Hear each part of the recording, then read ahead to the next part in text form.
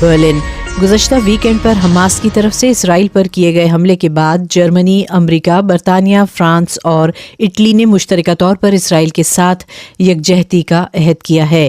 ان پانچوں ممالک نے ایک مشترکہ بیان میں کہا کہ وہ فلسطینی عوام کی جائز امنگوں کو تسلیم کرتے اور اسرائیلیوں اور فلسطینیوں کے لیے انصاف اور آزادی کے مساوی اقدامات کی حمایت کرتے ہیں۔ تاہم انہوں نے کہا کہ حماس اس نظریے کی نمائندگی نہیں کرتی۔ جرمن چانسلر اولاف شالز نے سوشل میڈیا پر کہا کہ یہ پانچوں یورپی ممالک اس امر کو یقینی بنائیں گے کہ اسرائیل اپنے شہریوں کا انصفاکانہ حملوں کے خلاف مکمل دفاع کر سکے۔ تل ابیب۔ فلسطینی عسکریت پسند تنظیم حماس کے بلا اشتعال حملے کے بعد اسرائیلی فوج نے جوابی کارروائیوں کی خاطر اپنے 3 لاکھ ریزرو فوجیوں کو طلب کر لیا۔ اسرائیل کی تاریخ میں ریزرو فوجیوں کو طلب کرنے کی یہ سب سے بڑی کال ہے۔ دریں اثنا غزہ پٹی کے علاقے میں حماس کے ان ٹھکانوں پر اسرائیل نے بڑے پیمانے پر بمباری کی ہے جہاں سے ہفتے کے روز اسرائیل پر حملے کیے گئے تھے۔ اس کے علاوہ غزہ پٹی کی مکمل ناکہ بندی بھی کر دی گئی ہے۔ بتایا گیا ہے کہ اس جنگ کی وجہ سے اب تک اسرائیل میں 900 جبکہ غزہ پٹی کے علاقے میں 680 سے زائد افراد ہلاک ہو چکے ہیں۔ حماس کے عسکریت پسندوں نے تقریباً 100 افراد کو یرغمال بھی بنا رکھا ہے جن میں متعدد خواتین اور بچے بھی شامل ہیں۔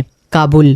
افغانستان میں گزشتہ ویکینڈ پر آنے والے تباہ کن زلزلے کے متاثرین کی امداد کا کام انجام دینے والے کارکنوں نے ملبوں سے زندہ بچ جانے والوں کی تلاش کا کام جاری رکھا ہوا ہے۔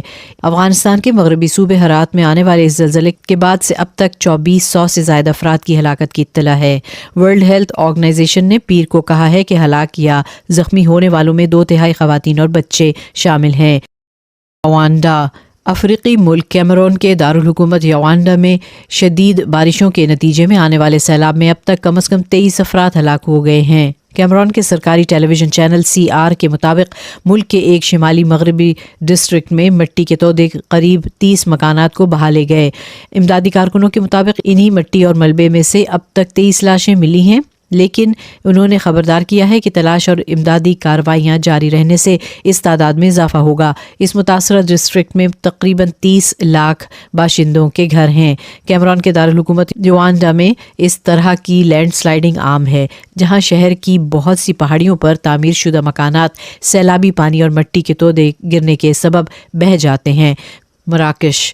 5 دہائیوں سے زائد عرصے کے دوران بین الاقوامی مالیاتی فنڈ اور ورلڈ بینک اپنا پہلا سالانہ مشترکہ اجلاس افریقی سرزمین پر منعقد کر رہے ہیں۔ اس تقریب کا آغاز پیر کے روز مراکش میں ہوا جہاں گزشتہ ماہ آنے والے بھیانک زلزلے میں تقریباً 3000 افراد ہلاک ہوئے تھے۔ مراکش کی حکومت نے فیصلہ کیا تھا کہ یہ تقریب جو پہلے ہی کووڈ کے نتیجے میں 2 سال کی تاخیر کا شکار رہی، اس زلزلے کے باوجود منعقد ہوگی۔ IMF کی سربراہ کرسٹلینا جارجیوا نے ایک ہفتے جاری رہنے والی اس کانفرنس کا آغاز کرتے ہوئے امیر ممالک سے مطالبہ کیا کہ وہ قرضوں میں جکڑے ہوئے ترقی پذیر ممالک کو مزید امداد فراہم کریں۔ Hamburg. German chancellor Olaf shawls نے پیر کے روز فرانسیسی صدر امانوئل ماکروں کا 2 روزہ کیبنٹ ریٹریٹ اجلاس میں خیر مقدم کیا۔ ان مذاکرات کے ذریعے دونوں رہنما فرانکو جرمن تعلقات میں نئی روح پھونکنے کی کوشش کریں گے۔ واضح رہے کہ دونوں ممالک توانائی کی سبسیڈائزڈ قیمتوں اور یورپی یونین کے مالیاتی قواعد سے لے کر مشترکہ دفاعی منصوبوں کے سلسلے میں پائے جانے والے اختلافات کے سبب ایک دوسرے سے دور ہوتے جا رہے ہیں۔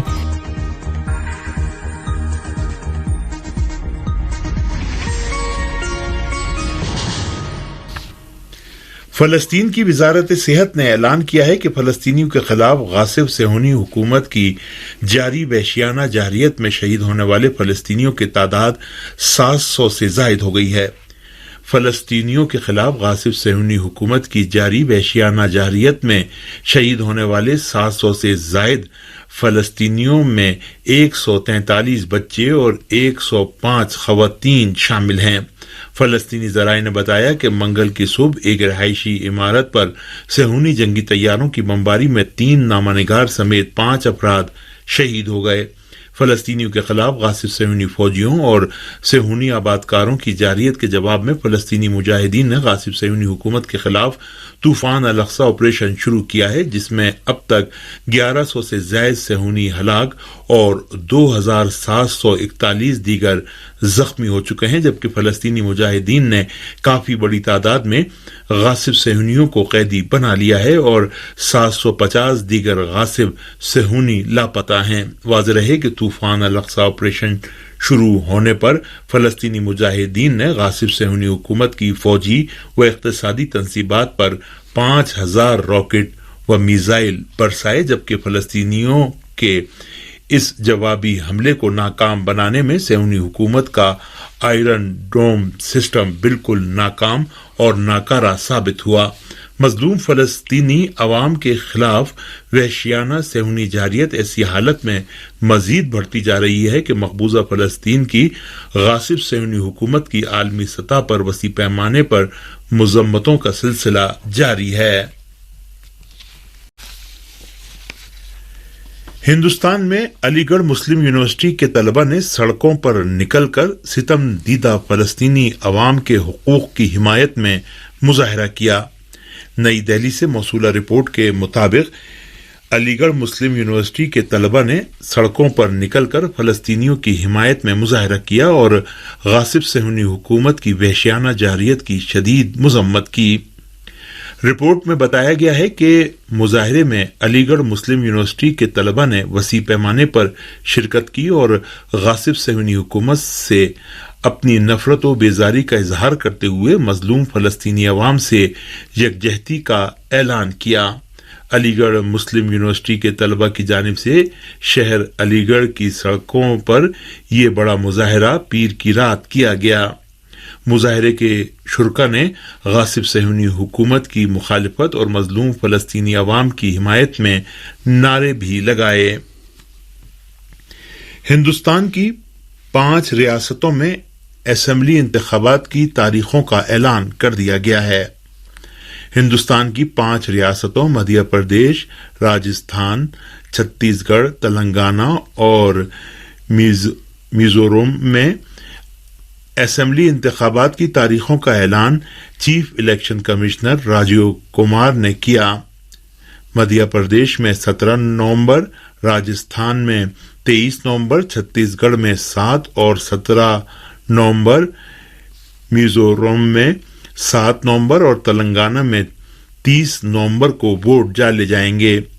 ان سبھی ریاستوں کے نتائج کا اعلان ایک ساتھ 3 دسمبر کو کیا جائے گا۔ اس اعلان کے ساتھ ہی سیاسی سرگرمیاں 5 ریاستوں میں بڑھ گئی ہیں۔ جن 5 ریاستوں میں اسمبلی انتخابات کا اعلان ہوا ہے وہاں مجموعی طور پر 679 اسمبلی نشستیں ہیں۔